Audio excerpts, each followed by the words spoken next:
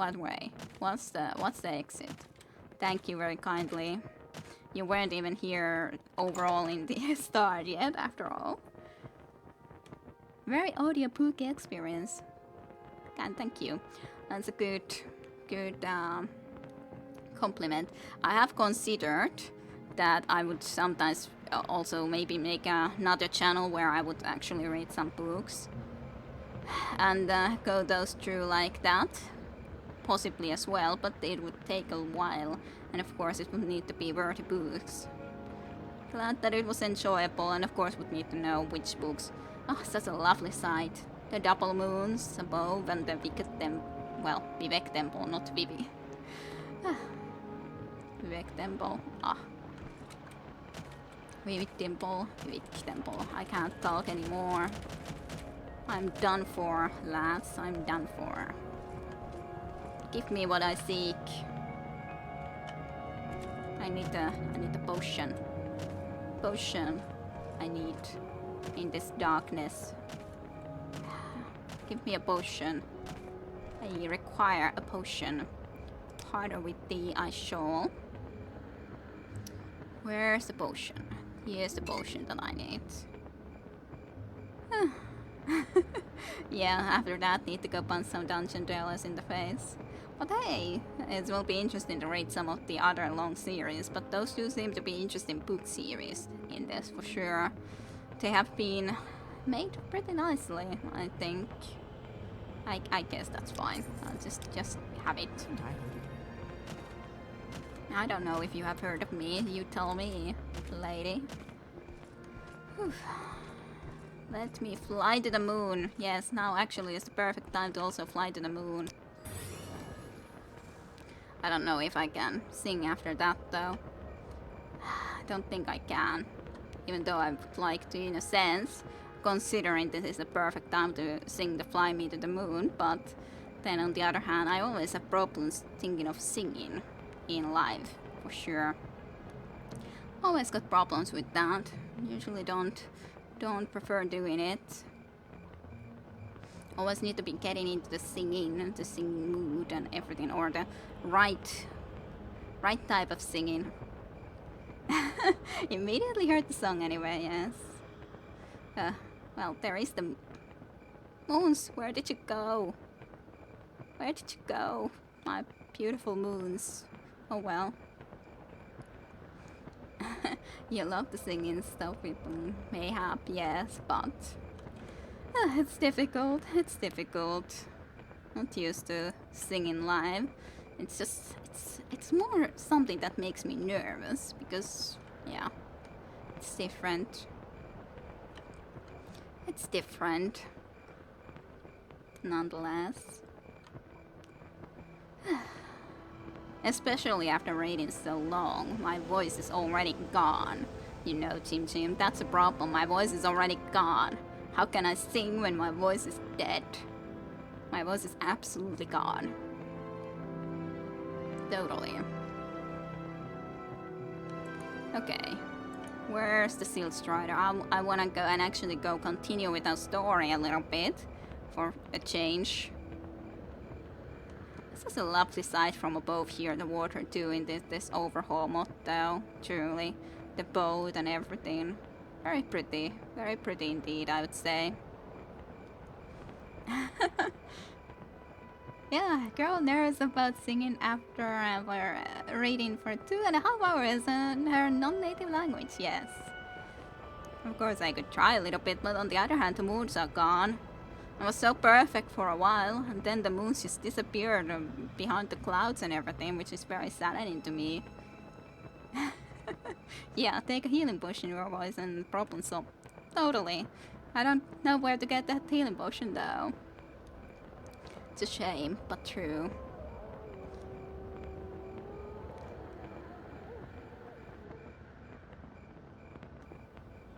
Restore voice spell, yeah. Fly me to the moon. So pretty though. The skies, you mean? They are. And the moons were really nice right there and then. For a certainty. For a certainty. Seal Strider or something. I don't know. Should I fly, levitate into home, or should I use a Seal Strider? I don't know. I could do either or, really, in the end, after all. This isn't that pretty though, but you know, Seal Striders are what they are. I wanna sit in the Seal Strider. It's very interesting what sort of a design the Seal Strider has. Yeah. I have been staring at the sky at the Morrowind too, for sure. For sure, for sure.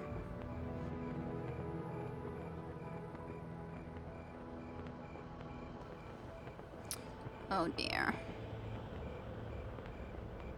So, should we take a Seal Strider back to Balmore or do something else? I don't know. I'm tired of all that reading though, sort of. Okay, just take me there. It's time. I'll sing Climbing to the Moon one time in the stream, I'm sure, while levitating, for sure. But not this time. Too much reading. Absolutely too much reading. Not this time. Not this time. Well, our main story quest, specifically, would be, of course we had some in Vivek, but our main story quest would still be to go and talk to the guy here. It's pretty nice here again. Really lovely red glow behind the mountains. That is such a lovely sight though. It is. Towers above there and everything. Perfect. Absolutely pretty. Real pretty. I don't need my torch anymore either. So let's unequip that so that we don't need to see that. Such a pretty sight. Well, on the other hand, I'm levitating. I can't see it this well if I wouldn't be levitating. But now I can. Levitation is the key for everything, you know, Chim Chim. Yeah, that is a beautiful sight. And of course I have the distance increased, so that my drawing distance is a lot higher than it is in the base game, of course. So the reason that we actually see these towers and everything, so that does make a difference for sure. That's what you are doing wrong. Yeah, probably. I always lost great draw distance, which of course will make the FPS lower, but hey, to me it is so great. And yeah, not enough levitation either. Never levitated. Never ever enough. Levitation is the key for greatness. Yeah, it is very nice. It's just nice to sometimes just enjoy the view and not worry about going ahead.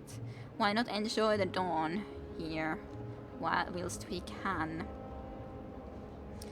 Oh, okay. I have the information for you, Caius Cosarias. I don't remember what you will be asking us to do next. I'm listening.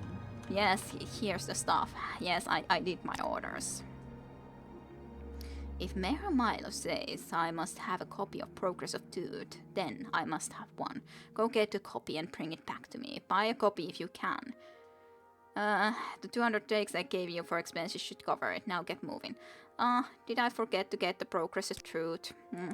Well, how did she say where I should be getting that book from?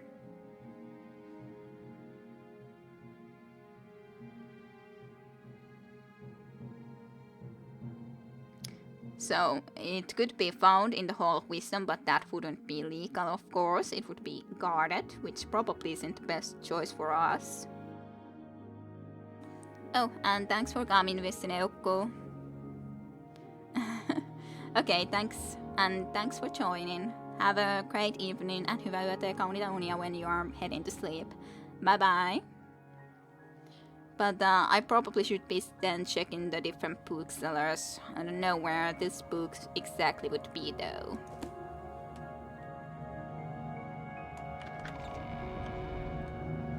No idea. No idea whatsoever. Speak, traveler. And yes, more and more books. So the name was Progress of Truth.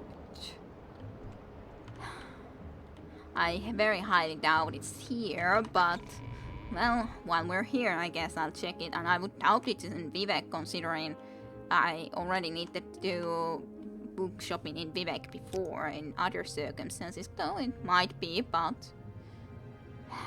let's see. This is Biography of Barenziah. Was it Biography of Barenziah? It was the Real Barenziah that we read. We haven't read the biographies of Barenziah. Freaking A. What would this then be if this is freaking A? What is the biography of her then all about?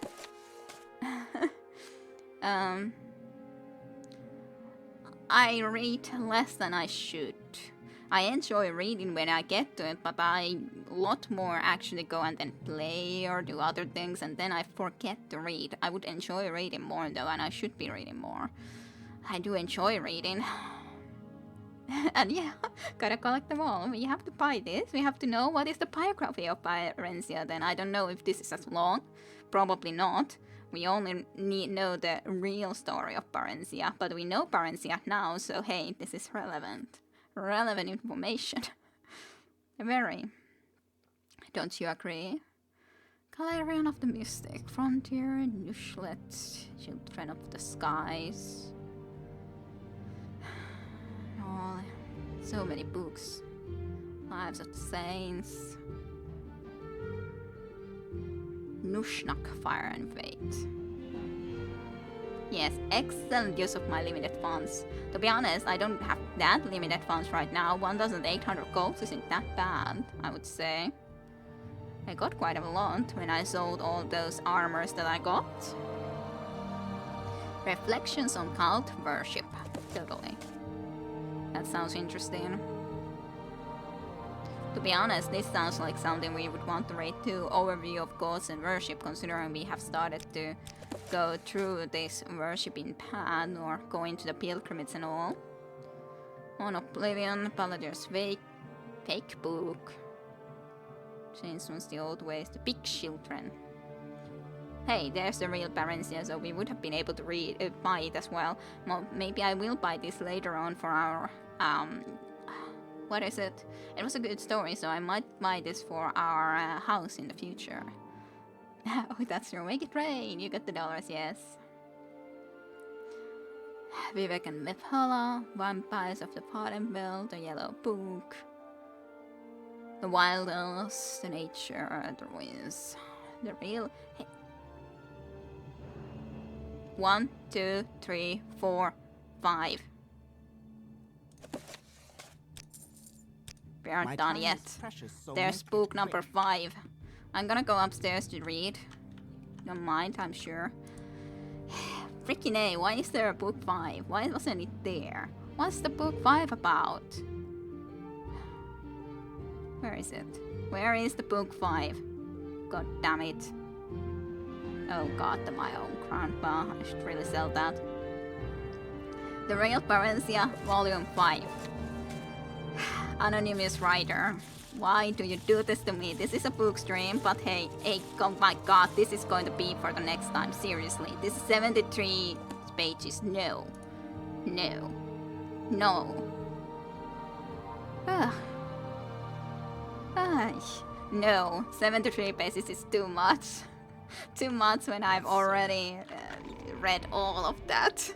And that's going to be the book we read next stream then at the start, totally. But now, no freaking way. But I could be selling you some of the other books that I don't need, like the stupid, like the book that was a very, I do that too often. Cancel, goodbye. Like the My Own Grandpa was a very stupid book. I remember that. That's for sure something we don't need. My Own Grandma was a stupid book. Why did the Clark Elf cross the road? And all these sort of questions to it. Next time get us book from Morrowind stream. Should I do it? Should we finish with just reading the Real Barenziah story completely? Okay, Chim Chim, if you won't do it as well, then I shall be doing it if there's no one else around. So it's your choice. Scrapload says yes. You say no, though. Don't do it. I would be destroying my voice, or it's already pretty much destroyed. I wonder how long these biographies are. They're not that long, gladly. So maybe we shall read the... Oops. So maybe we shall read the biographies next time too. Maybe. Don't listen to the chat. The cray cray. 76 pages. Well, unfortunately, if it's a tie situation, then it's going to be for the next time, though. Let's see. But my own grandpa I can sell. Did I read this yet? I don't remember.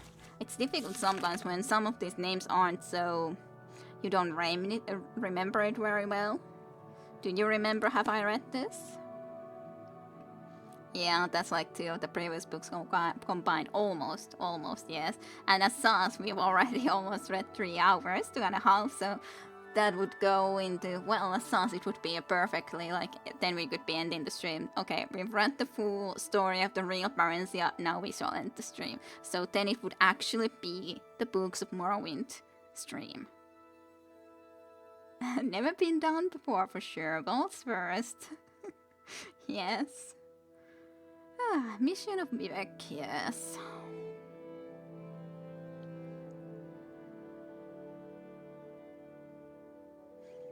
Downloaded on what? What the hell was this? I don't know.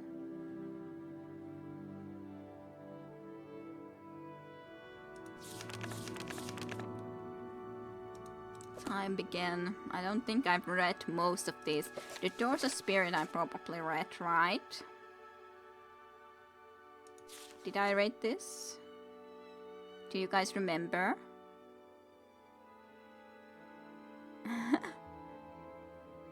Somebody has to do it. I want to say yes, but I've told myself hoarse in the past too. You want to say yes, so say yes. Then I guess.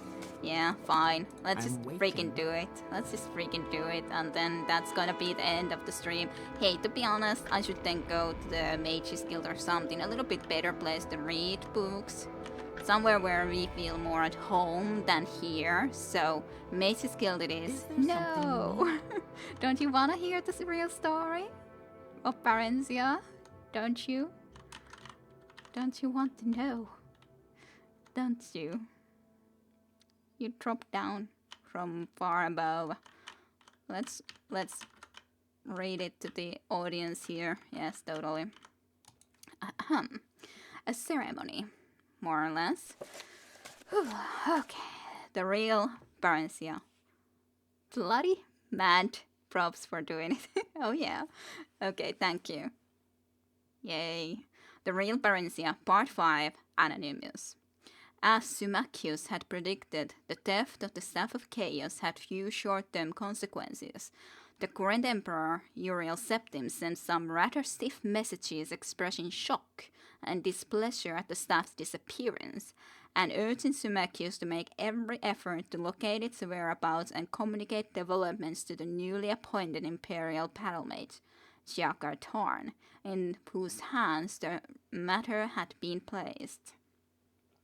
Tarn, Symmachus thundered in disgust and frustration as they paced about the small chamber where Barenziah, now some months pregnant, was sitting serenely embroidered in a baby blanket. Jakar Tarn, indeed, I wouldn't give him directions for crossing the street, not if he were a doddering old blind sot. What have you against him, love? I just don't trust that mongrel elf. Bard Dark Elf, Bard High Elf, and Bard the gods only knows what. This guy is even Bard Dark Elf and High Elf. Why don't we see any mixed races in Morrowind? Or anywhere else, in that matter. And Bard the gods only know what. All the worst qualities of all his combined bloods, I'll warrant. He snorted. No one knows much about him. Claims he was born in southern Valenwood of a wood elven mother. Seems to have been everywhere since. Rendering budget. Barenziah, sunk in the contentment and lassitude of pregnancy, had only been humor in Symmachus thus far, but now she suddenly dropped her needlework and looked at him. Something had piqued her interest. Symmachus? Could this Shagard Tan have been the nightingale, disguised? Symmachus thought this over before replying. Nay, my love, human blood seems to be the one missing component in Tan's ancestry. The Symmachus Barenziah knew that was a flaw. Her husband despised wood elves as lazy thieves and high elves as the effete intellectuals, but he admired humans, especially Bretons, for their combination of pragmatism, intelligence, and energy. The nightingales of Ebonheart of the Raatimin clan, House Lalu, the House of Mora, the patriarchal Albi Bond, that house has had human blood in it since her time. Ebonheart was jealous that the stuff was laid here when Tiber Septim took the horn of summoning from us. Barenziah sighed a little. The rivalry between Ebonheart and Mournhold reached black almost to the dawn of Morrowind's history. Once the two nations had been one, all the lucrative mines held in fief by the Ratians, whose nobility retained the high kingship of Morrowind. Ebonheart had split into two separate city-states, Ebonheart and Mournhold, when Queen Lian's twin sons, grandsons of the legendary king Morrailin, were left as joint heirs Joint heirs. At about the same time, the office of High King was vacated in favor of a temporary war leader to be named by council in times of provincial emergency. Still, Ebonheart remained jealous of her prerogatives as the eldest city-state of Morrowind. Worst among equals was the praise its rulers often quoted, and claimed that rightful guardianship of the Staff of Chaos should have been entrusted to its ruling house. Mournhold responded that King Morrailin himself had placed the staff in the keeping of the god Epen, and Mournhold was unarguably the god's birthplace. Why not tell Shagard Tan of your suspicions then? Let him recover the thing. As long as it's safe, what does it matter who recovers it, or where it lies? Symmachus stared at her without comprehension. It matters, he said softly after a while. But I suppose not that much, eh? He added, certainly not enough for you to concern yourself further with it. You just sit there and tend to yours. And here he smiled at her wickedly. Embroidery. Barenziah flung the sampler at him. It hit Symmachus square in the face, needle, thimble, and all. In a few more months, Barenziah gave birth to a fine son, whom they named Helseth. Nothing more was heard of the Staff of Chaos or the Nightingale. If Ebonheart had the staff in its possession, they certainly did not boast of it. The years passed swiftly and happily. Helseth grew tall and strong. He was much like his father, whom he worshipped. When Helseth was 8 years old, Barenziah bore a second child, a daughter, to Symmachus' lasting delight. Helseth was his bride, but little Morgia, named for Symmachus' mother, held his heart. Sadly, the birth of Morgia was not the harbinger of better times ahead. Relations with the Empire slowly deteriorated for no apparent reason. Taxes were raised and quotas increased with each passing year. Symmachus felt that the Emperor suspected him of having had a hand in the staff disappearance, and sought to prove his loyalty by making every effort to comply with the escalating demands. He lengthened working hours and raised tariffs, and even made up some of the difference from both the royal exchequer and their own private holdings. But the levies multiplied, and commoners and nobles alike began to complain. It was an ominous rumble. I want you to take the children and journey to Imperial City, Symmachus said at last in desperation one evening after dinner. You must make the Emperor listen, else all Mournhold will be up in revolt come spring. He grinned forcibly. You have a way with men, love. You always did. Barenziah forced a smile of her own. Even with you, I take it? Yes, especially with me, he acknowledged amiably. Both children? Barenziah looked over toward the corner window where Helset was strumming a lute and crooning a duet with his little sister. Helset was 15 by then, Markia 8. They might soften his heart. Besides, it's high time Helset was presented before the imperial court. Perhaps, but that's not your true reason. Barenziah took a deep breath and grasped the nettle. You don't think you can keep them safe here. If that's the case, then you're not safe here either. Come with us, she urged. He took her hands in his. Barenziah, my love, heart of my heart. If I leave, there'll be nothing for us to return to. Don't worry about me. I'll be all right. I can take care of myself, and I can do it better if I'm not worrying about you or the children. Barenziah laid her head against his chest. Just remember that we need you. I need you. We can do without the rest of it if we have each other. Empty hands and empty bellies are easier to bear than an empty heart. She started to cry, thinking of the nightingale and that sordid business with the staff. My foolishness has brought us to this pass.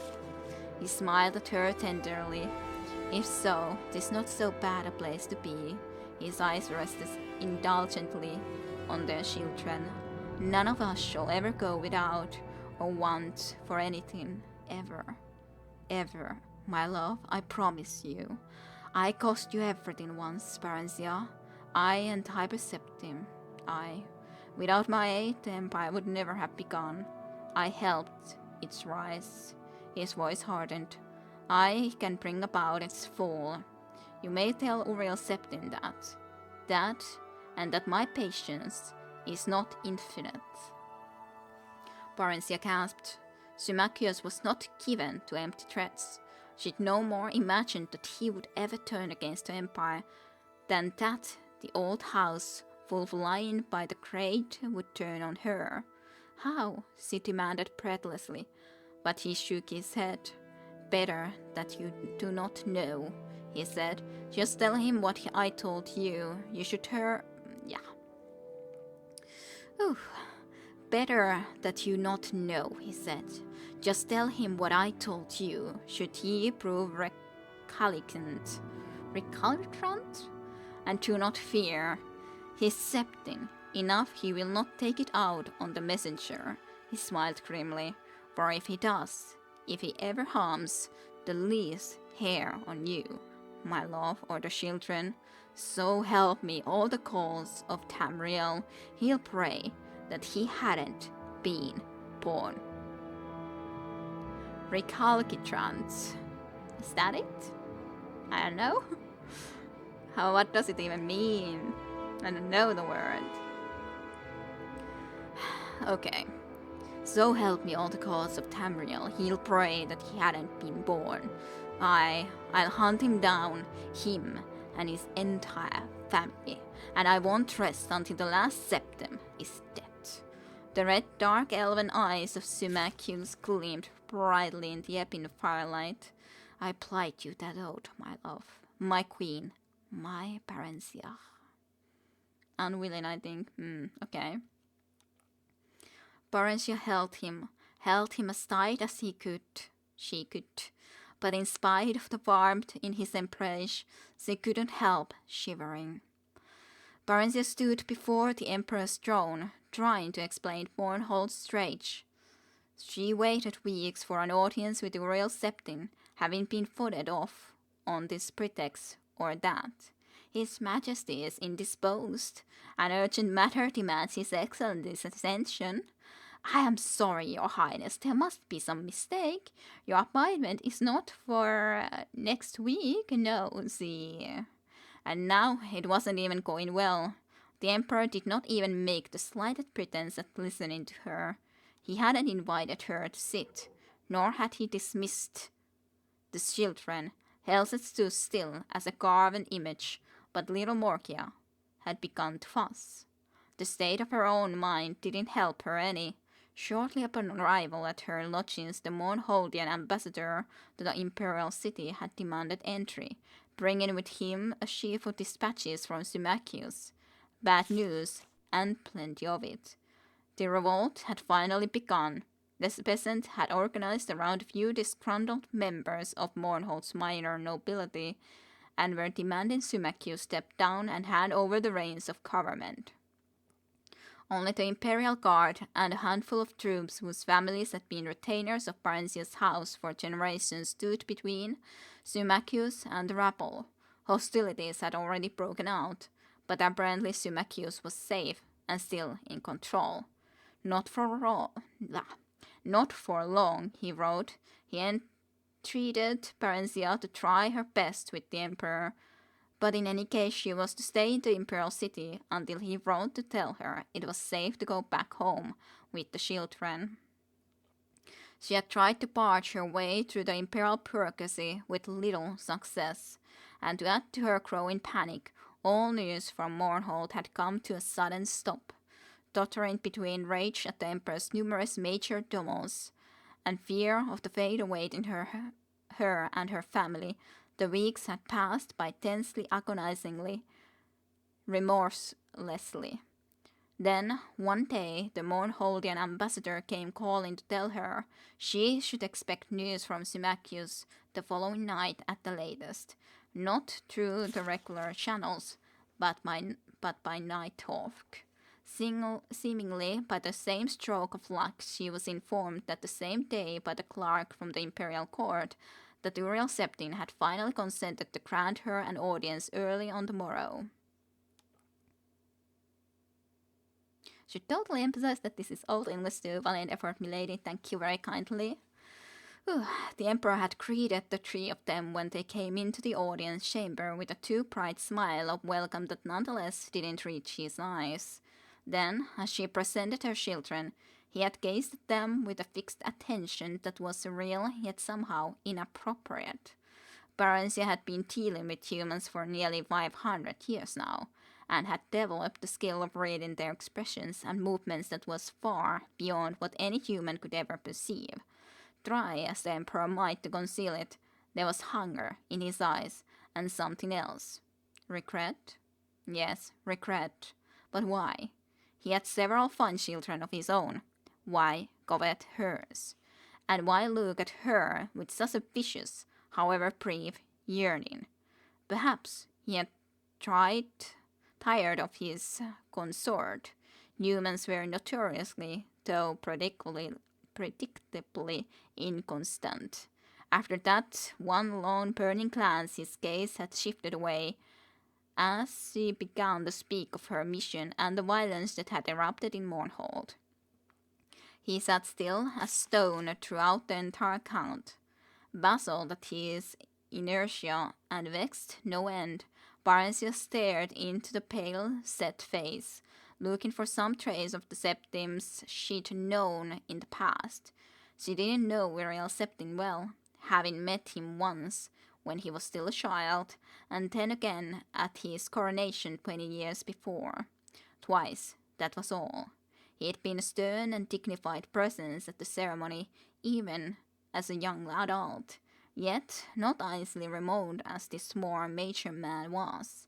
In fact, despite the physical resemblance, he didn't seem to be the same man at all. Not the same, yet something about him was familiar to her. More familiar than it should be. Some trick of posture or gesture. Does he have something to do with that Nightingale fellow, I wonder, or does it just mean the first emperor that she was in love with? I do not know. Suddenly she felt very hot, as if lava had been poured over her. Illusion. She had studied the arts of illusion well since the Nightingale had deceived her so badly. She had learned to detect it, and she felt it now, as certainly as a blind man could feel the sun on his face. Illusion. But why? Her mind worked furiously even as her mouth went on reciting details about Mournhall's troubles. Vanity? Humans were often as ashamed at the signs of aging as elves were proud of exhibit them, yet the ways Uriel Septim seems consistent with his age. Barenziah dared use none of her own magic. Even petty nobles had means of detecting magicka, if not actually shielding themselves from its effects. Within their own halls, the use of sorcery here would bring down the Emperor's wrath as surely as drawing a dagger would. Maybe he just simply doesn't trust them at all. Magic. Illusion. Suddenly she was brought to mind of the nightingale, and then he was sitting before her. Then the vision changed, and it was Uriel Septim. He looked sad, trapped, and then the vision waited once more, and another man sat in his place, like the nightingale, and yet unlike. Pale skin, bloodshot eyes, elven ears, and about him a fierce glow of concentrated malice, an aura of eldritch energy, a horrible, destructive shimmer. This man was capable of anything. And then, once again, she was looking into the face of Uriel Septim. How could she be sure she wasn't imagining things? Perhaps her mind was playing tricks on her. She felt sudden vast weariness, and if she'd been carrying a heavy burden, too long and too far. She decided to abandon her earnest narrative of Mournhall's ills, as it was quite plainly getting her nowhere, and switch back to pleasantries. Pleasantry, however, with a hidden agenda. Do you remember, sire? Symmachus and I had dinner with your family shortly after your father's coronation. You were no older than tiny Morgia here. We were greatly honored to be the only guests that evening, except for your best friend Justin, of course. Ah, yes, the Emperor said, smiling cautiously. Very cautiously. I do believe I recall that. You and Justin were such friends, your majesty. I was told he died not long after. A great pity. Indeed, I still do not like to speak of him. His eyes turned blank, or blanker, if it had been possible. As for your request, milady, we shall take it under advisement and let you know. Barenziah bowed, as did the children. A note from the Emperor dismissed them, and they backed away from the imperial presence. She took a deep breath when they emerged from the throne room. Justin had been an imaginary playmate. Although young Uriel had insisted a place be set for Justin at every meal. Not only that, Justin, despite the boyish name, had been a girl. Symmachus had kept up the joke long after she had gone the way of imaginary childhood friends, inquiring after Justin's health whenever he and Uriel Septim met, and being responded to in a mock serious fashion. The last Barenziah had heard of Justin, several years ago, the Emperor had evidently joked elaborately to Symmachus that she had met an adventurous, though incorrectly caged youth, married him, and settled down in Lilandir to raise 5 ferns and muckwards. So this cannot be the real Septim if he doesn't know about his imaginary friend even. Interesting. The man sitting on the Emperor's divan was not Uriel Septim. The nightingale?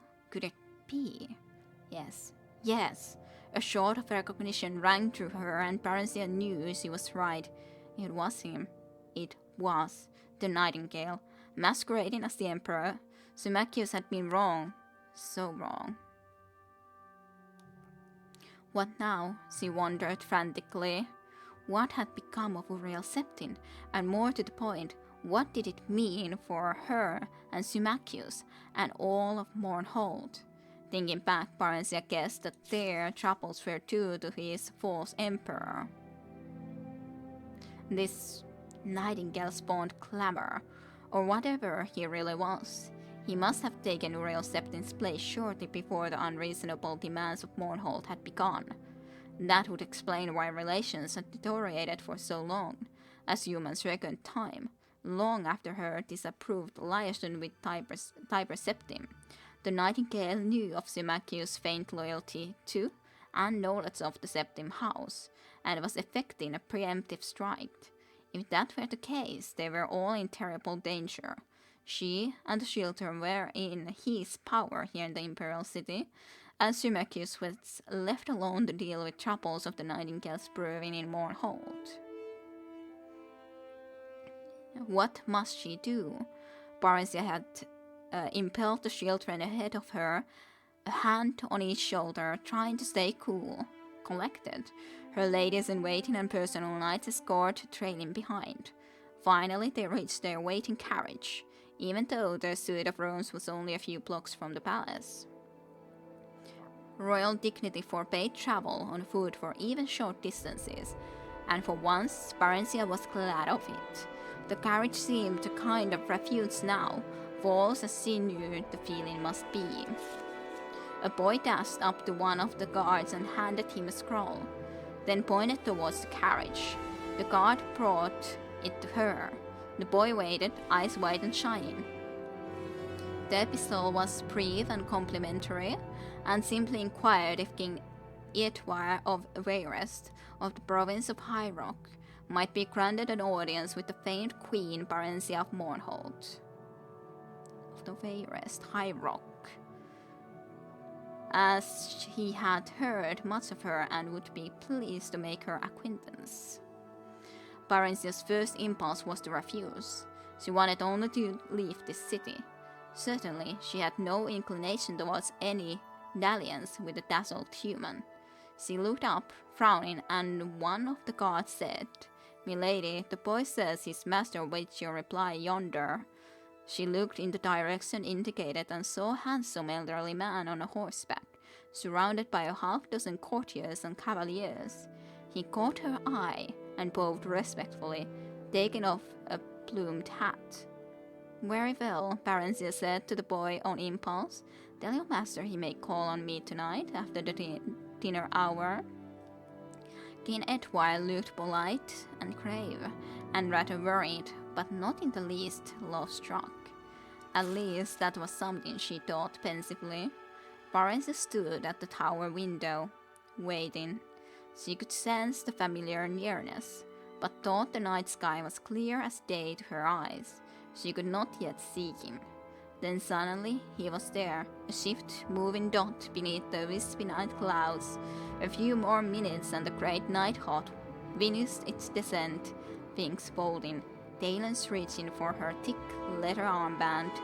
She carried the bird to its perch, where it waited, panting as her impatient fingers felt for the message secured in a capsule on one leg. The hawk drank mightily from the water till when she had done, then ruffled its feathers and preened, secure in her presence. A tiny part of her consciousness shared its satisfaction at the job well done, mission accomplished, and rest earned. Yet beneath it all was unease. Things were not right, even to its humble avian mind. Her fingers shook as she unfolded the thin parchment and pored over the crumbled writing. "That's Symmachus' bold hand." Barenziah sat slowly, fingers smoothing the document while she prepared her mind and body to accept disaster calmly, if disaster it would be. Disaster it was. The Imperial Guard had deserted Symmachus and joined the rebels. Symmachus was dead. The remaining loyal troops had suffered a decisive defeat. Symmachus was dead. The rebel leader had been recognized as King of Mournhold by imperial envoys. Symmachus was dead. Barenziah and the children had been declared traitors to the Empire and a price set on their heads. And yeah, Symmachus, no. Symmachus was dead. So the audience with the Emperor earlier that morning had been nothing but a blind, a ruse, a charade. The Emperor must have already known. She was just being strung along, told to stay put, take things easy. Milady Queen, enjoy the Imperial City and the delights it has to offer. Do make your stay as long as you want. Her stay, her detention, her captivity, and in all probability, her impending arrest. She had no delusions about her situation. She knew the Emperor and his minions would never let her leave the Imperial City, ever again. At least, not alive. Symmachus was dead. Milady? Barenziah jumped, startled by the servant's approach. What is it? The Breton is here, milady, King Edwire, the woman added helpfully, noting Barenziah's incomprehension. Noting Barenziah's incomprehension, she hesitated. Is there news, milady? She said, nodding towards the night hall. Nothing that will not wait, Barenziah said quickly, and her voice seemed to echo in the emptiness that suddenly yawned like a gaping abyss inside her. See to the bird. She stood up, smoothed her gown, and prepared to attend on her royal visitor. She felt numb. Numb as the stone walls around her. Numb as the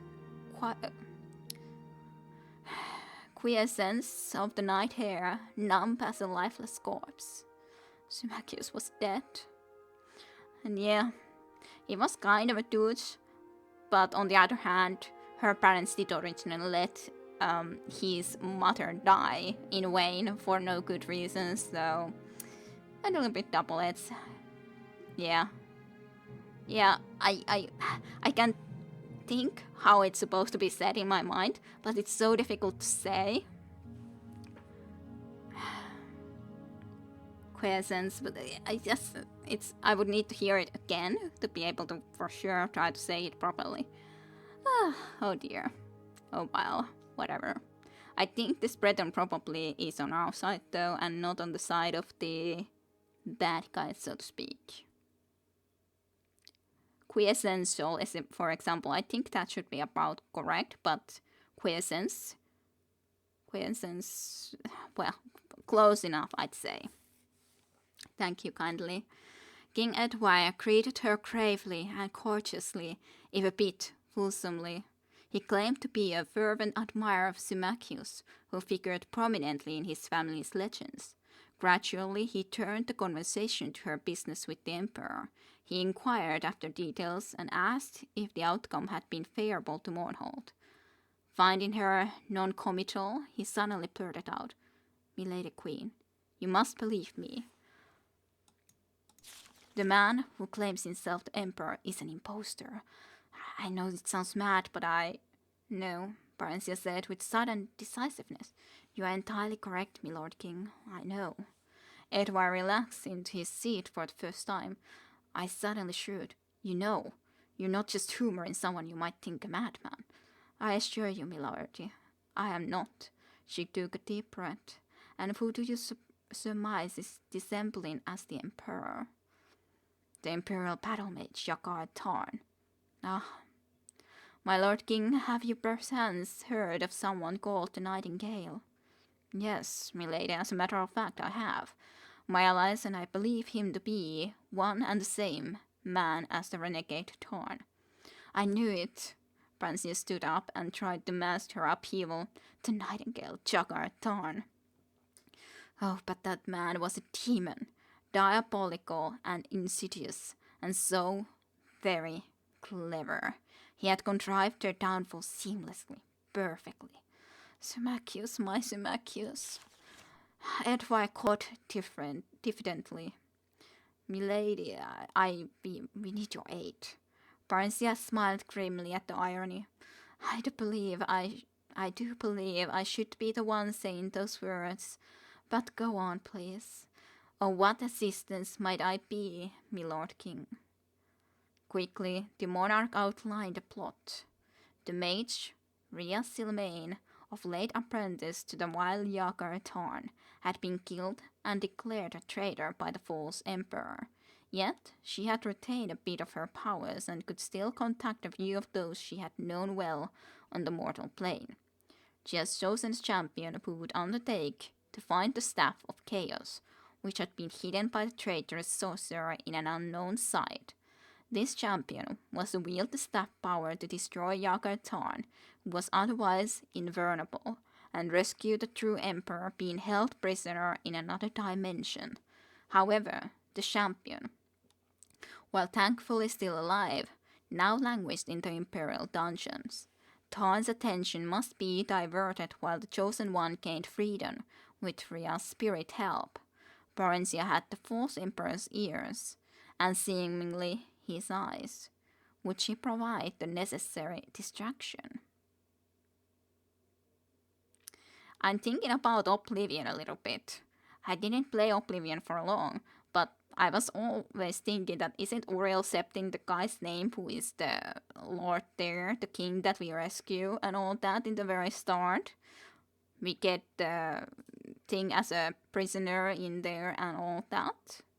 So yeah, I am kind of thinking about it, but this is of course completely, this is like story how that champion would have been then left away. Yeah, because Uriel Septim was his name, I'm pretty sure of that.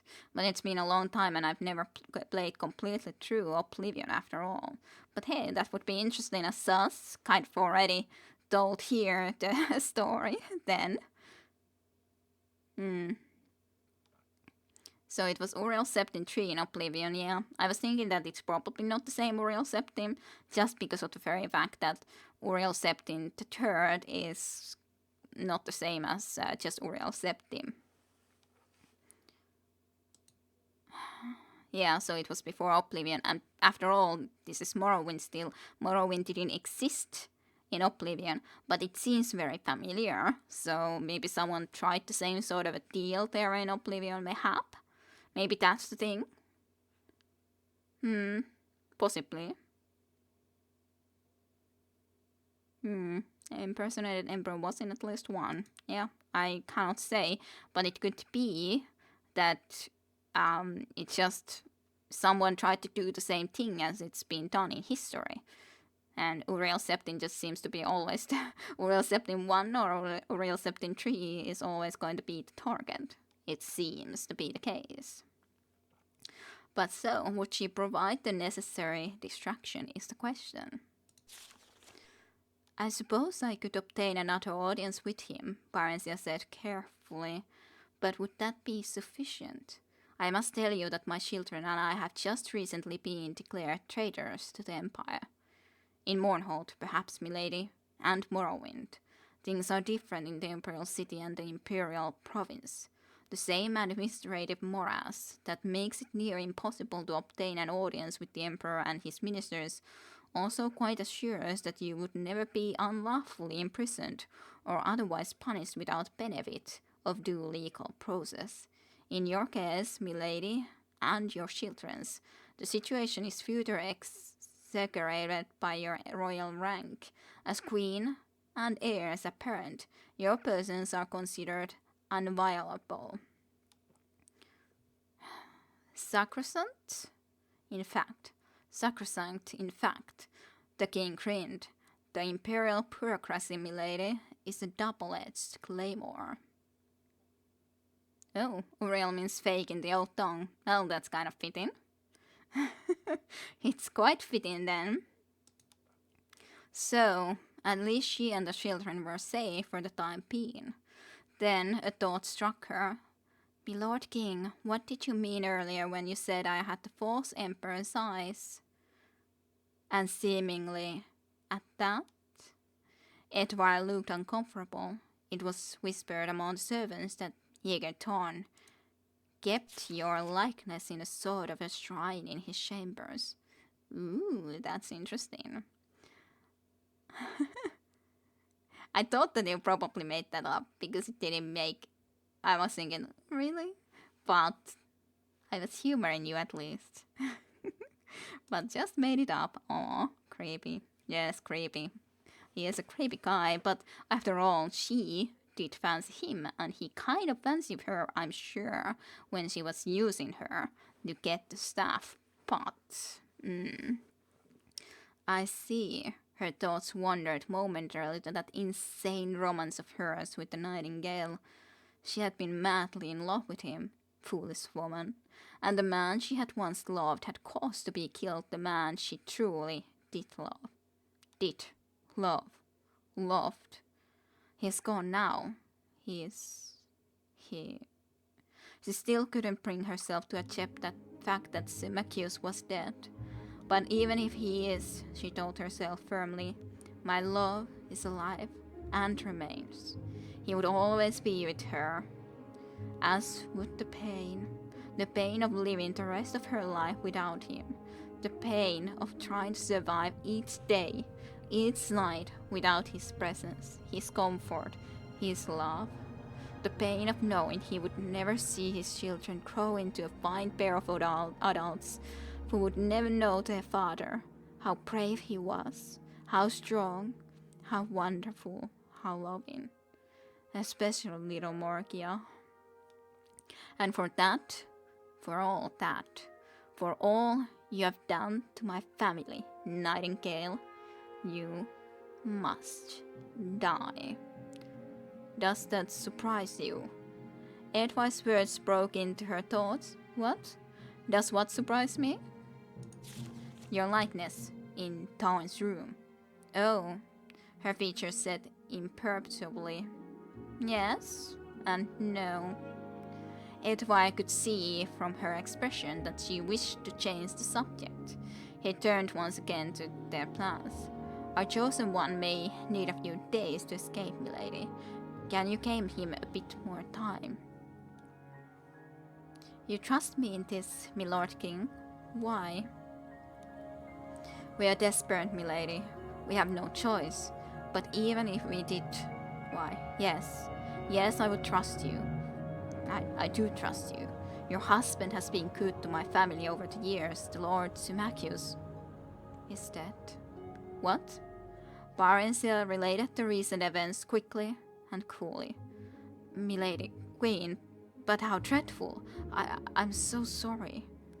But for the first time, Barenziah's glacial poise was shaken. In the face of sympathy, she felt her outward calm start to crumble. She gathered her composure and willed herself to stillness. Under the circumstances, milady, we can hardly ask.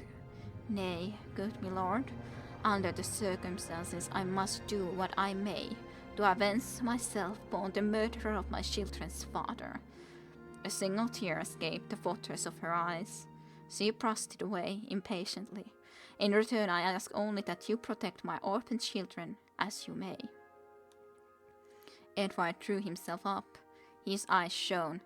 Willingly do I so pledge, most brave and noble queen, the cause of our beloved land, indeed, Tamriel itself, be my witness.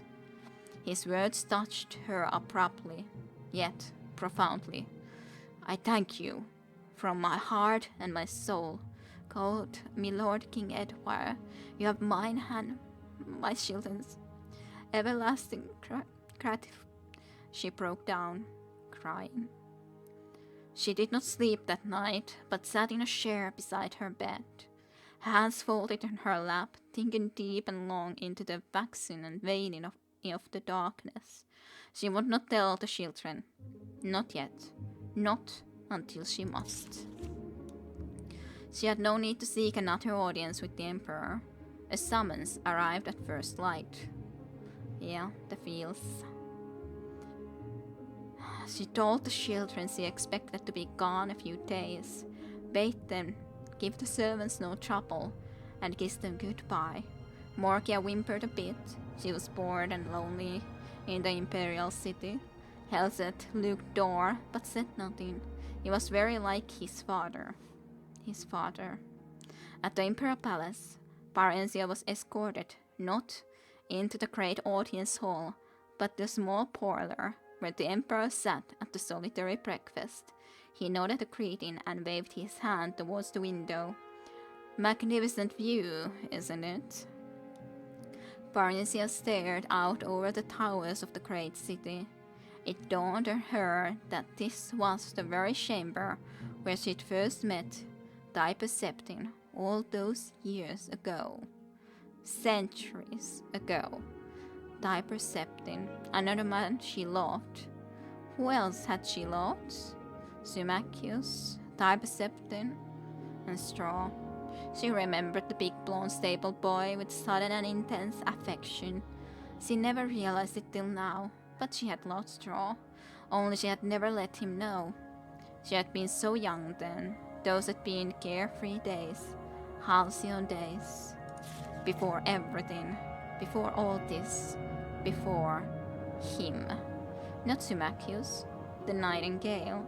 She was shocked in spite of herself. The man could still affect her, even now, even after all that had happened. A strong wave of incoherent emotion swept over her. When she turned back at last, Uriel Septin had vanished, and the nightingale sat in his place. You knew, he said quietly, scanning her face. You knew, instantly. I wanted to surprise you. You might at least have pretended. Barenziah spread her arms, trying to pacify the maelstrom churning deep inside her. I'm afraid my skill at pretense is no match for yours, my liege. He sighed. You're angry. Just a little, I must admit, she said icily. I don't know about you, but I find betrayal a trifle offensive.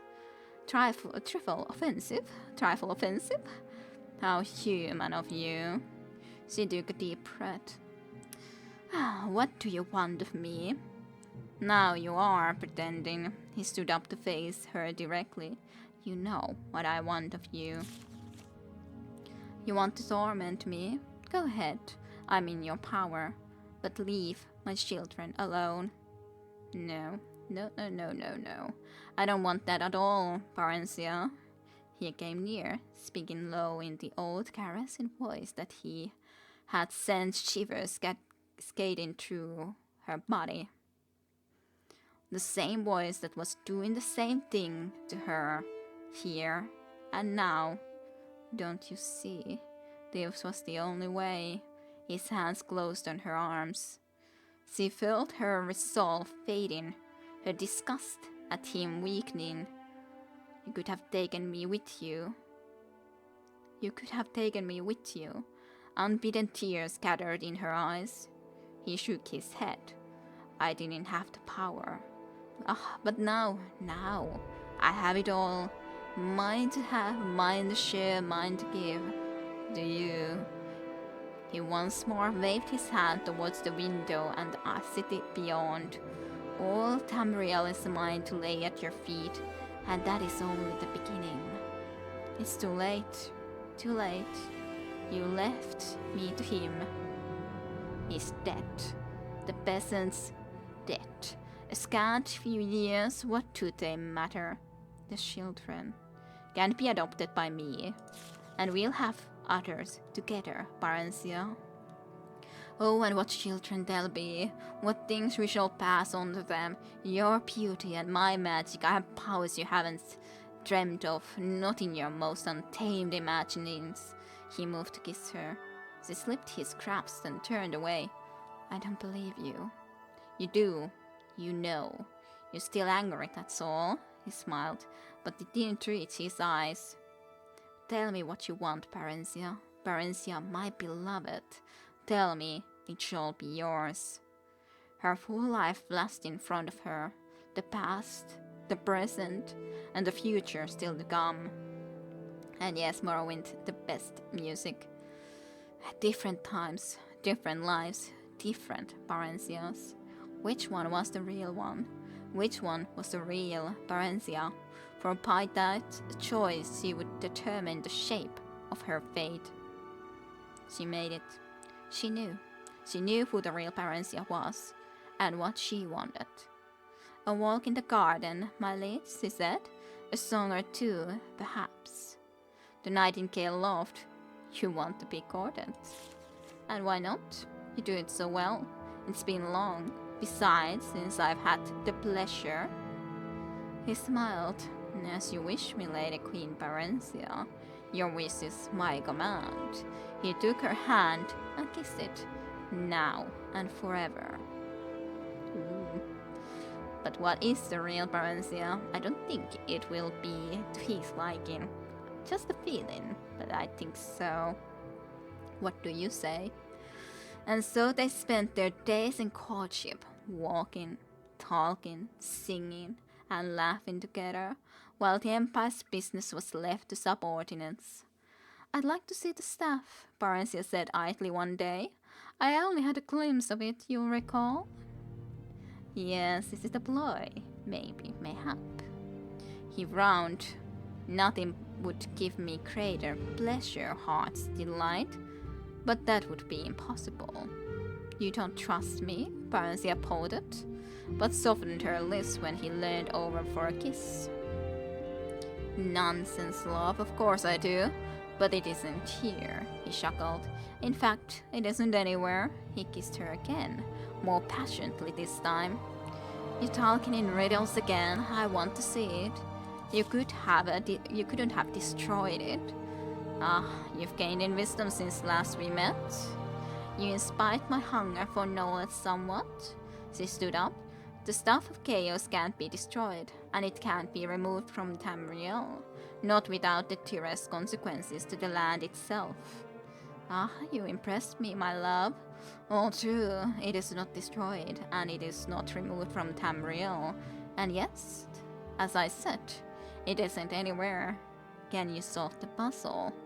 He pulled her to him, and she leaned into his embrace. Here's a greater riddle still, he whispered. How does one make one of two? That I can and will show you. Their bodies merge into limbs tangled together. Later, when they had drawn a bit apart and he lay dozing, she thought sleepily, 1 of 2, 2 of 1, 3 of 2, 2 of 3. What cannot be destroyed or punished might be split apart. Perhaps. She stood up, eyes blazing. She started to smile. The Nightingale kept a journal. He scribbled entries onto it every night after quick reports from underlings. It was locked in a bureau. But the lock was a simple one. She had, after all, been a member of the Thieves' Guild in a past life. In another life, another Barenziah. One morning, Barenziah managed to sneak a quick look at it while he was occupied at his toilet. She discovered that the first piece of the Staff of Chaos was hidden in an ancient dwarvish mine called Fang Lair, although its location was given only in the vaguest of terms. The diary was crammed with jotted events in an odd shorthand, and was very hard to decipher. And yeah, girl has all the skills. But of course she's lived for centuries. All Tamriel, she thought, in his hands, and mine, and more perhaps. And yet, for all his exterior charm, there was a cold emptiness where his heart should have been, a vacuum of which he was quite unaware, she thought. One could glimpse it now and then, when his eyes would go blank and hard, and yet, though he had a different concept of it, he yearned for happiness too, and contentment. Peasant dreams, Barenziah thought, and straw flashed before her eyes again, looking lost and sad, and then Therese with a feline cashiered smile, type-accepting, powerful and lonely, Symmachus, stolid Symmachus who did what ought to be done, quietly and efficiently. The Nightingale, a riddle and a certainty, both the darkness and the light. The Nightingale who would rule all, and more, and spread chaos in the name of order. Barenziah got reluctant leave from him to visit her children, who had yet to be told of their father's death, and of the Emperor's offer of protection. She finally did, and it wasn't easy. Morgaya clung to her for what seemed an era, sobbing wretchedly, while Helseth ran off into the garden to be alone, afterwards refusing all her attempts to speak to him on the subject of his father, or even to let her hold him to her breast. Edward called on her while she was there. She told him what she had discovered so far, explaining that she must remain a while yet and learn more as she could. The Nightingale teased her about her elderly admirer. He was quite aware of Edward's suspicion, but he wasn't the least bit perturbed, for no one took the old fool seriously. Barenziah even managed to arrange a reconciliation of sorts between them. Edward publicly recounted his misgivings, and his old friend, the Emperor, forgave him. He was afterwards invited to dine with them at least once a week. The children liked Edward, even Helset, who disapproved of his mother's liaisons with the Emperor and consequently detested him. He had become surly and temperamental as the days passed, and frequently quarreled with both his mother and her lover. Edward was not happy with the affair either, and the Nightingale took great delight at times in openly displaying his affection for Barenziah just to nettle the old man. They could not marry, of course, for Real Septim was already married. At least, not yet. The Nightingale had exiled the Empress shortly after taking the Emperor's place, but had not dared harm her. She was given sanctuary by the Temple of the One. It had been given out that she was suffering from ill health, and rumors had been circulated by the Nightingale's agents that she had mental problems. The Emperor's children had likewise been dispatched to various prisons all across Tamriel disguised as schools. She'll grow worse in time, Nightingale said carelessly, referring to the Empress and eyeing Barenziah's swollen breast and swelling belly with satisfaction. As for their children, well, life is full of hazard, isn't it? We'll be married. Your child will be my true heir. He did want the child. Barenziah was sure of that. She was far less sure, however, of his feelings for her. They argued continually now, often violently, usually about Helset, whom he wanted to send away to school in Somerset Isle, the province furthest from the imperial city. Barenziah made no effort to avoid these altercations. The Nightingale, after all, had no interest in a smooth, unruffled life, and besides, he throughoutly enjoyed making up afterwards. And hello, welcome back. I'm still reading books, by the way. But welcome back. Occasionally, Barenziah would take the children and retreat to their old apartment, declaring she wanted no more to do with him. But he would always come to fetch her back, and she would always let herself be fetched back. It was ineffable, like the rising and setting of Tamriel's twin moons. She was 6 months pregnant before she finally deciphered the location of the last staff piece. An easy one, since every dark elf knew where the Mount of Dakot Ur was. At the Mount of Dakot Ur, and welcome back indeed. When she next quarrelled with the Nightingale, she simply left the city with Edward and rode hard for High Rock and Wayrest. The Nightingale was furious, but there was little he could do. His assassins were rather inept, and he dared not leave his seat of power to pursue them in person, nor could he openly declare war on Wayrest. He had no legitimate claim on her or her unborn child. True to form, the imperial city's nobility had disapproved of his liaisons with Barenziah, as they had so many years ago of Tiber Septins, and were glad to see her gone. That is sad, that it's buffering that badly. Yeah, I guess so. I don't know if it happens to everyone in there, but maybe there's also the fact that there's more of the bad weather there with right now. I don't know, or what internet access you have, but yeah, sadness. And we're glad to see her go. Wayrest was equally distrustful of her, but Edward was fanatically loved by his prosperous little city-state, and allowances were readily made for his eccentricities. Yes. Barenziah and Edward were married a year after the birth of her son. Oh, she married Edward? Okay, that was sudden.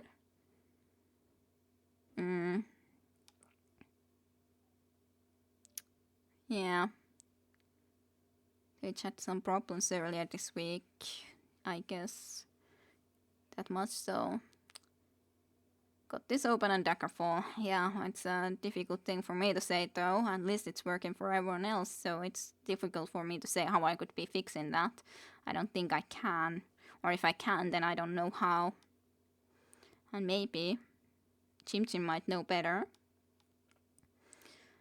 Okay, Barenziah and Edward were married a year after the birth of her son by the nightingale.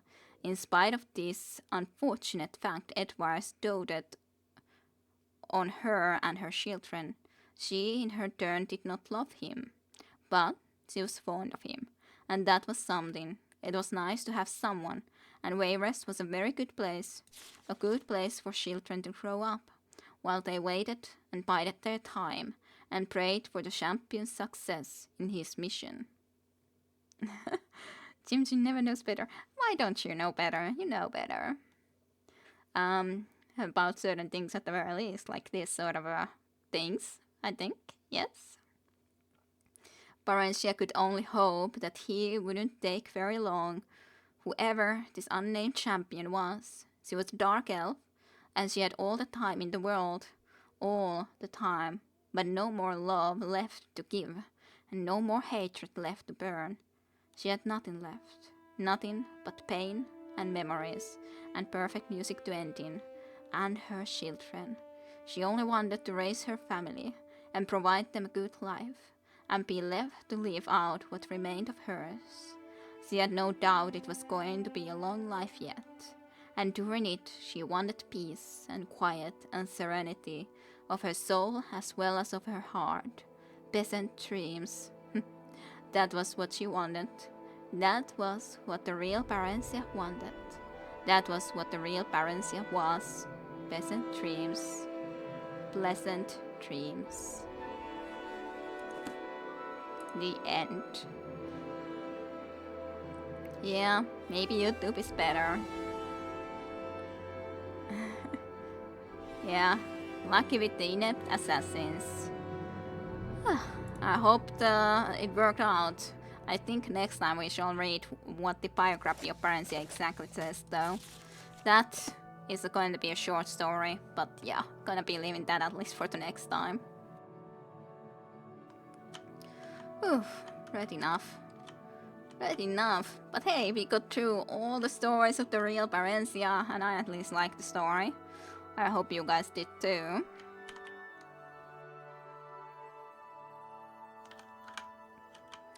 And I wouldn't wanna be getting stuck into floorings and everything. Ooh, well, at least now we know what the real Barenziah was all about. Yes, Outlander. Yes, Outlander. So, what next is a perfectly good question. I was also thinking that we might be able to go to Molag Mar and try to find the one shrine over there. But it's gonna be a while to get to Molag Mar, of course. It's not like we couldn't be starting to get there. Anyways, I need to be able to visit some different bookshops to be able to find the book. But what happened after? That's the good question. What would have happened after? Oh, such a beautiful view of the really bright sun. We need more books. Yeah, well, maybe we will. Hopefully we'll find out about that in biography at least. But I don't know if there's more books about the real Barenziah. Thank you very kindly for the share. Thank you very kindly, Jim.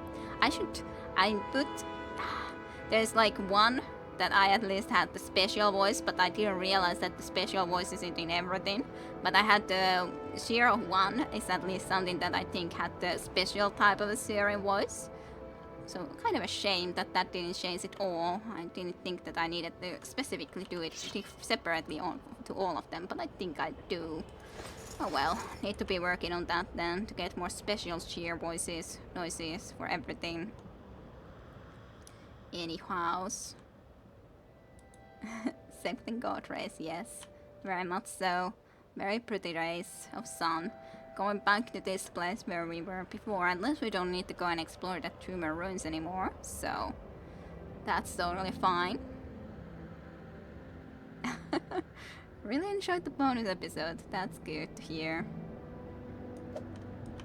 I want you dead. Yes.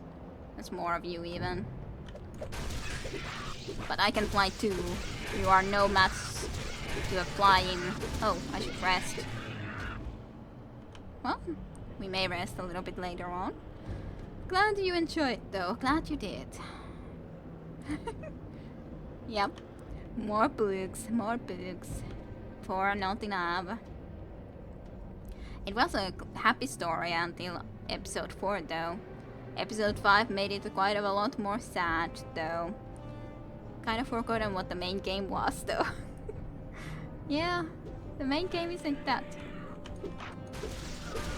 You are no match to me. Cliff Racer, Cliffhanger, whatever you wanna be called. No match. It's a storm. It's a bloody storm.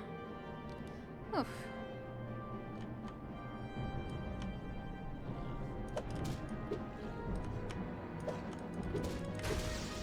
I can do this all day long, if you want. Haha, you can fly, elite. Whatever you are, monstrosity. This is the way to Molakmar though. Mount Gaunt, Mount Asibi, Pelagie Vivek. Here somewhere we're supposed to also be the... what was it? Yeah, somewhere around here was supposed to be the places that we needed to do for the Mage's Quest as well, but I don't remember the proper way. If we happen to meet that place, then we do. If we don't, then that's totally fine. I'm not gonna be going out of my way to find those Punapi and Sunapi or those places. Let's see what this place is though. There is some sort of a entrance to some sort of a place, whatever it may be, whatever it may hold. What's the place called? Saren Ancestral Tomb. It is, apparently. I think F5 was the quick save, right? I have to at least save it properly first, just in case. I'm saving, right? Yes, good. Then I would have to test that the F5 was a safe game. Yes, good.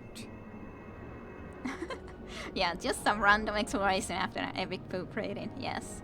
Well, I was feeling that I don't need to NP quite yet the stream, so can continue a little bit more. Yeah, no need to be reading those books again, but there's more books to read otherwise. Oh, I remember that thing. It's a weird thing though. Scamp. You are a scampy thing. Quite clearly. I don't... okay. Not too strong though. The little scamp isn't. I do need my torch though, I think.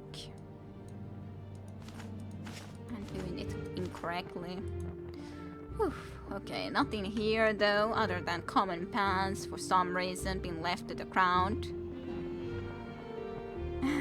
I disagree. I would want them to be read again, but hey, at least they won't be reread until we got some other books that we need to still read. If we actually completely run out of books, maybe we will start to reread books, but for now I don't think there is need for that.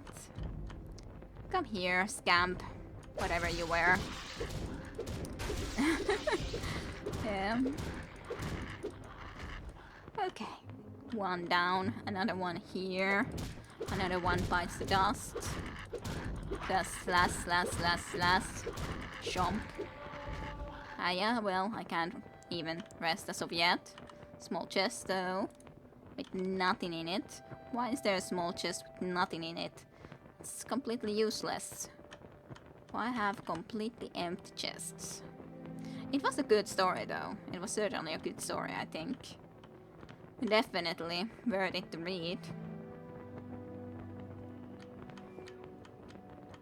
What was that noise? Like someone would have yelled? Yeah, if they used it as an inspiration for Oblivion, I couldn't play them. Yeah, I think it might have been. Oh, I'm not sure if I can handle that thing. Let me just retreat a little bit. I don't remember that thing a lot.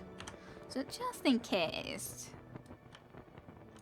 Oh, and I could probably take my Fire Bite as a spell. Up and running.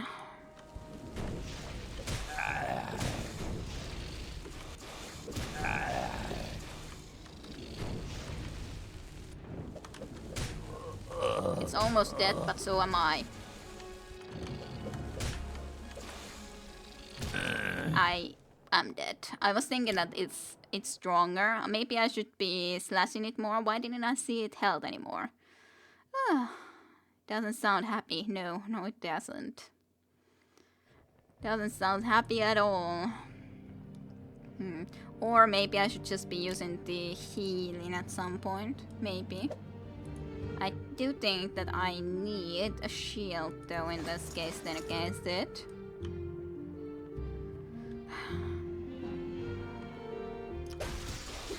Well, let's see if this can work any better or not. Or not.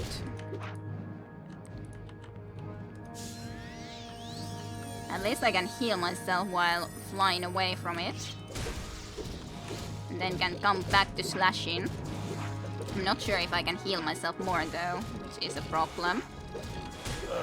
Because we are pretty low on health, but it's like so close but still so far away. Ooh. Okay, safe. Ooh. Barely. Barely killed the clan fear. Yeah, monster can't jump, but it would be chasing us, so it would be a little bit dangerous regardless. Again. Aww. Failed at casting the spell. Why? I do have still the Mara's gift or one time, but the problem is that I don't have any more mana. I got a few of those. But if there's any more of them, which I think that there's most likely, it's gonna be a little bit of a problem and I can't exactly rest at the time, which is a shame. At least that does actually bring all of our mana back, so hey, that's good. Then we can actually try to be doing some more healing on ourselves later on. Whew. With a sliver of health left, true. But I didn't feel like doing it right there and then. But I do feel I wanna be exploring now more when we at least clear that enemy. But it's most likely going to be more of those pretty strong enemies. Iron mace. Value very low. I probably should again equip the torch so you guys can see a little bit better. Hey, that's a pretty looking chest too. Couldn't see it in the darkness. Hey, started to restore willpower, bargain of luck, and books. Spears of the Hydra, and the Vagaries of Magica. That was actually pretty expensive, wasn't it? $200. And that's 100. More to read. Yay! More for us to read in the future, as it is. And Gomberry. And then whatever this is. Black Antler.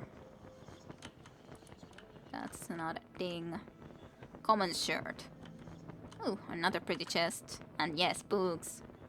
Oh, lock chest level 10. Oh, it's not going to be too bad. I'm not gonna be using my spells if I can help it though. Because I want my magic up right now. Oh, come on. It's just a lock level 10. See? Not that difficult. Not that difficult to deal with that. So let's see. This was the short blade. I should be using the long blade. Ooh. The books must have skills in them for that price. Yep, totally. Those aren't even very valuable. Not really that valuable considering the fate. Useless stuff. And such a bad monster actually guarding them. Hey, this is kind of good. I can rest actually now too, considering we actually are not levitating anymore. It's kind of good. Kind of also sad, but good too. Okay, if there's any more monsters, I do need to be switching this though. Oh, it's trapped and it is locked. Well, that makes a little bit of a difference. Let's see. I guess I could try to use the probe thingy first. Apprentice probe. To get the trap. If we can get it, that is. completely a different question considering our lack of skill. You're very skillless in this matter. Hello, Tayunta managed to catch the rest of the stream even. Glad you managed to then. But yeah, most of the time has been, yeah, actually pretty much the first time that we actually have adventured anywhere really, considering the full other time was reading just about the Real Barenziah. It was a long story. The Real Barenziah was a real long story, this one. The Real Barenziah Volume 5 that we still found. So you will have a long story to listen to if you wish. Later on. Whew, lockspeed. Yeah, not this thing to be used. Try to then pick the lock. Just clickety click, clickety click, clickety click. Will we succeed? No, that's an incorrect one anyways. Short. This was the long blade. Long blade is our weapon. Oof. Oh, I should probably save. So that I don't need to do that again. I don't see any enemies here though, so that's fine. Let's just get the torch then again, just because more vision. Yeah, wackles the lockpick in general direction of the locked door. That's how it works, you know. That's how you open locks. No other ways.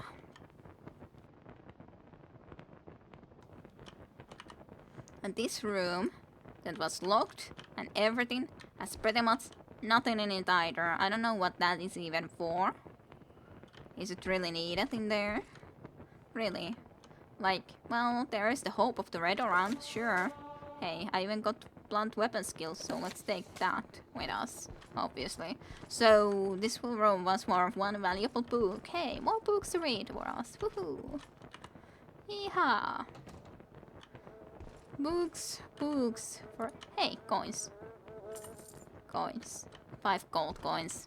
For some reason in here. Close that door. Ready for going in the other direction for a little bit at least. Oof. Oh. Coin. Don't mind if I do. Yeah, nothing in those. Them ancient dark elves were really committed to their trolling. Yes, just a locked door, traps, then just one book of House Redoran, even though it was a valuable book, sure, but still, just one book. More scams is quite fine. If you're the only enemy here, then we're totally fine. Totally fine. Of course, the question is if you are the last only enemy. Let's see. Doesn't seem that this is anything more in here, so we can just equip the torch again so we can see and everything. And pick whatever we want from here. At least that's an emerald. Gar height. Hound meat. And of course the bones and the whispers of the spirits or whatever. Gumberry, pear cream petals, sure. Such a big sack. Would think that there would be more in it, but then there's just a few leaves. Just a few leaves. That's all you're gonna get in a chest back like that. Okay, well, there was one bad enemy, but no more. That's fine then. Crab meat. Totally worth it. Well, there was the emerald, and there's one ring. One expensive ring that is worth value 30. So expensive. Yeah, it's full of something of disappointment, really. Yes, full of disappointments and sorrows. It is just full of that. Cobweb. That's a little spider web. But hey, it's explored. No more to it. We can go into excellent regions, make a campfire, rest, and everything will be just fine. Though we don't have our levitation anymore, which is very saddening, but hey, at least something or another. Enemies nearby. Well, I guess I'll go inside to rest then. There shouldn't be any enemies here after all. Until healed, which isn't a lot. Just a couple of hours and we have leveled to level 6. You have ascended to level 6. You sense yourself more aware, more open to new ideas, more reading of the books. You learned a lot about Morrowind and the Real Barenziah. It's hard to believe how ignorant you were, but now you have so much more to learn and so many more books to read. Yes. Okay, strength. A little bit of speed, sure. I don't know. Maybe I shouldn't take speed. Maybe I should just increase my willpower and intelligence when we at least get some bonuses. Yep, only level 6. Slowly proceeding. Very slowly. Well, it's a thing when it comes only by the major skills and minor skills. Whatever I do in here, it doesn't matter after all. It's only about a matter of increasing these skills, and when you get them 10 levels higher, you can get a level up. So, that's pretty much it. That's what you gotta do. That's how the level ups work. So, for example, if we got destruction just straight up to 60, we would gain a level up. Or the combination of all of these different things. That's why you gotta practice your skills. Should practice more of the alterations and restorations and everything as well, after all. I assume it's not nighttime yet. No, so I don't need to be using the torch yet, which is nice. So we can have our shield, practice our blocking skills and everything. It's a nice blue sky as such. Yes. Save. Well, I tried to press the save button at least, but apparently I didn't quite manage to. Let's see if we could maybe find a couple of the punapi and so on too. That's probably one of the birds again coming at me. Yes, I told ya. That's fine. To be honest, let's see. Maybe I should cast myself a shield. Just so we can use our alteration a little bit too, and then a little bit of fire bite. I don't think I actually reached that guy, which is annoying. Fire bite does not reach. Lesson learned. Die. Effects. A shield has funny effects with this sort of bubbles. Oh, that's lava. Just destruction. So many effects with this ash storm. The lovely, lovely ash storms that plague this area. Have at the... Is there more? Are you the only one? I'm not sure. Die. Nice. Okay. So, more to be continued then. Let's gonna explore a little bit more before ending for tonight. That's more birds. More birds to kill and destroy. As they do. What the hell is that? What the hell other is attacking me? Okay, rat. Guess I'll kill you first because you're annoying me. I guess I should really be looking into the fatigue as well, because it makes me do worse and everything.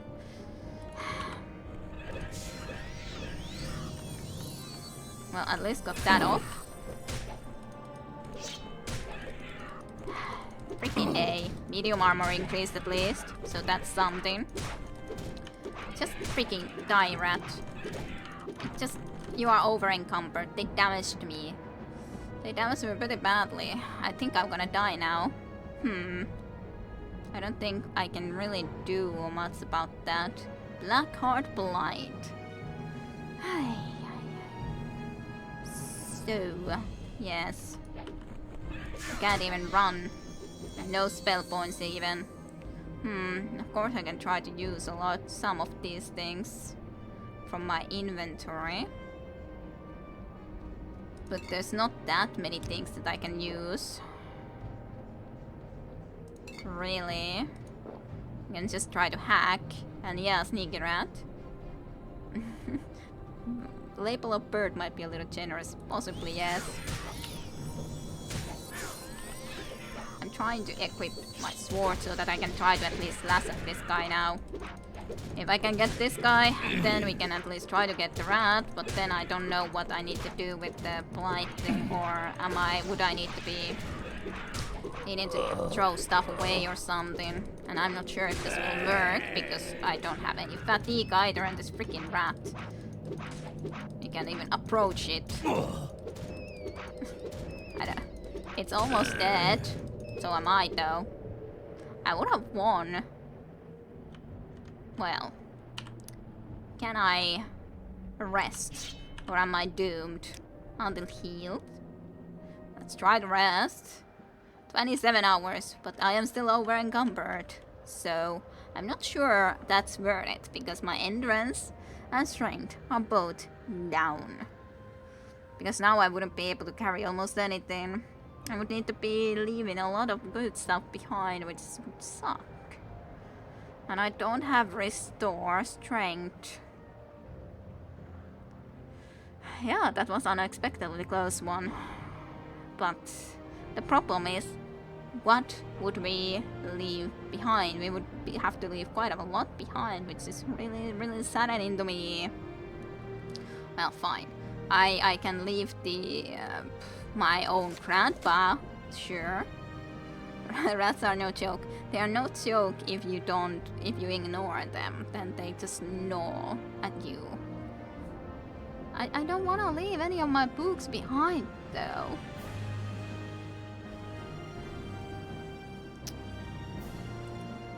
Like Eleanor's directions to there, I probably don't need. Sure. You can throw that away, but it doesn't fade almost anything anyways. Direction Caius Cosades I probably don't need either, but yeah. It also fades almost nothing. What has more fate? 0.1.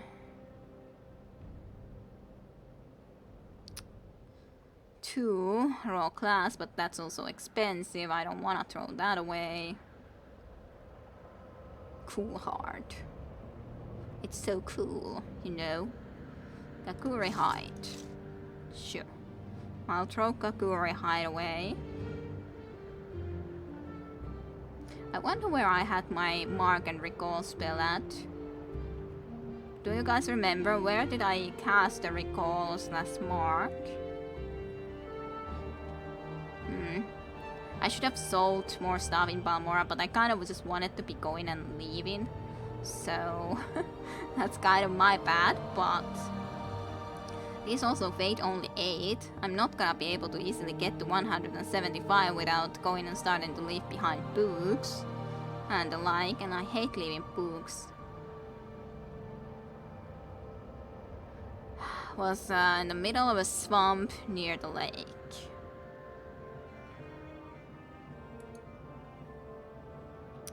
I am kind of thinking that I should reload, because I wouldn't want to be just drawing all of this beautiful. Even though my own grandpa looks pretty as a book cover, but it's a horrible book. No pun intended. But I'm not gonna restore my strength, so I'm not gonna be able to walk anywhere unless I am okay. Unless I throw a lot of our dear books away, and I don't want to do it. So should I reload, guys? Long blade skill would have improved, though. I doubt I have any sort of a cure disease. You can't leave. I'm my own grandpa. Yeah, it's a classic. Totally. Absolutely a classic. 45. I'm just trying to look around if there's anything that would in any way help. Well, I could of course try to cast a jump and just jump to my death for the fun of it. At least we would see how that would work. Though I kind of think that I would die, but hey. Yeah, and on the other hand, wasn't there the strong weather? I guess I can cast this. This should help, right? If I manage to cast it, that is. Rest until healed. And yeah, this seems my impossibility of just dispose of the stupid corpse. I need to pick up this book.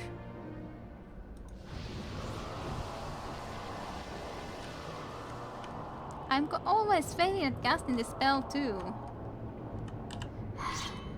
Fine, Cliff Racer, come at me. Have at thee, you stupid Cliff Racer. You need to die for your insolence.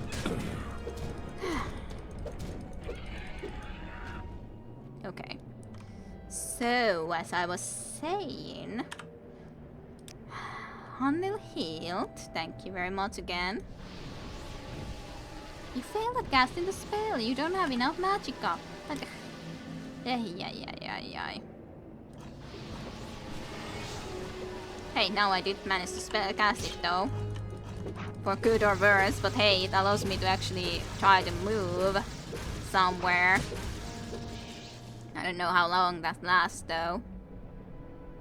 I have no idea how long that strong weather would last. For 10 seconds. It's like, okay, now I'm again impossible to move. The one option, of course, is that I just leave a lot of stuff right here into the ground and head to Balmora. Get myself cured and have cast a recall spell into here, mark as I mean, and then I could recall myself into here so that I can continue my exploration. You think the area for rats, right? Yeah, totally. That's the one option. I think it's definitely not the worst option. Then we would have Mark here in the middle of nowhere. You failed casting the spell. This seems to be a very... something that happens all the time to me. I always just fail and fail and fail.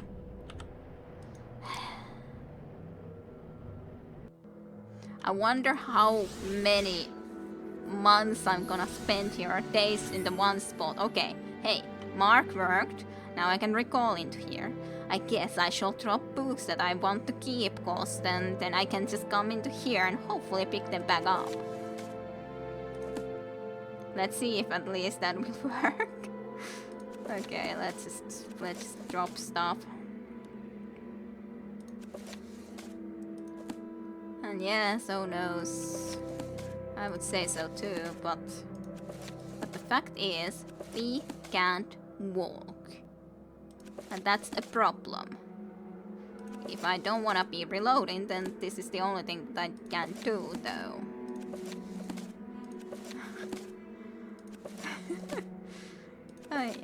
Hey, that's enough. Somebody just walks by and it's like, what's up with this guy? Yeah, just as well you don't need to forage for food. Yes, gladly. That would be quite bad if I would also need to be foraging for food. So, what's the closest place for me to go in? Would it be Marandus? Possibly. I'm not sure what Marandus is. Unless I have this place marked, but I will not end this session before I have my books back. I refuse. I will refuse to do such a thing. I will not end this session, plain session, until I get my books back. Book, you help me out with some books? Yep. That's quite a sound. I think Marandus is probably a bad place, but I'll go there anyways.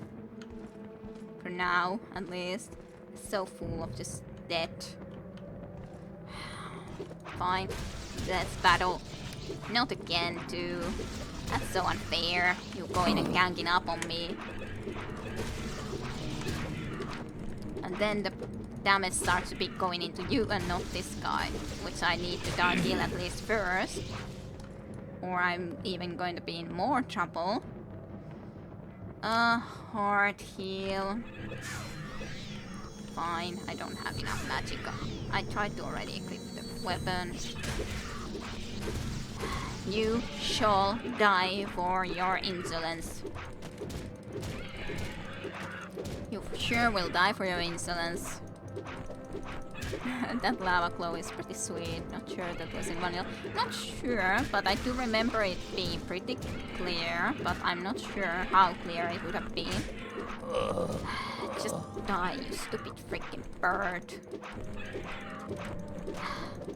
Can't even hit you anymore at all.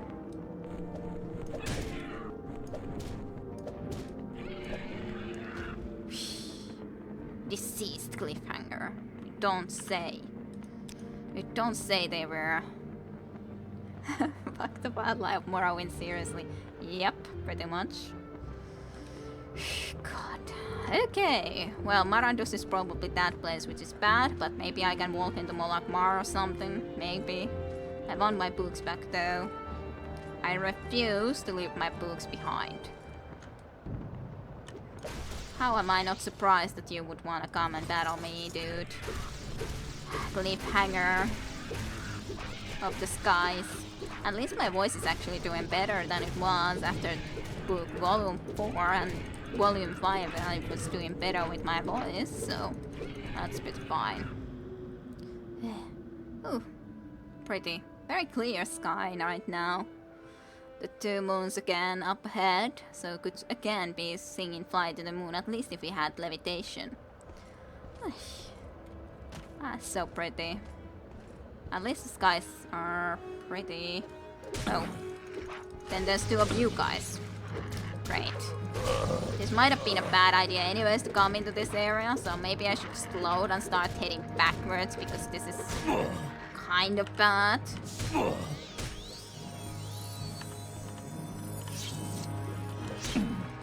Just pressing wrong buttons when trying to just come and like alone this wasn't bad, but when there's 2 of these it's kind of a problem.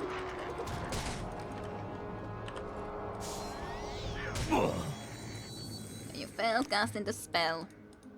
And I'm dead.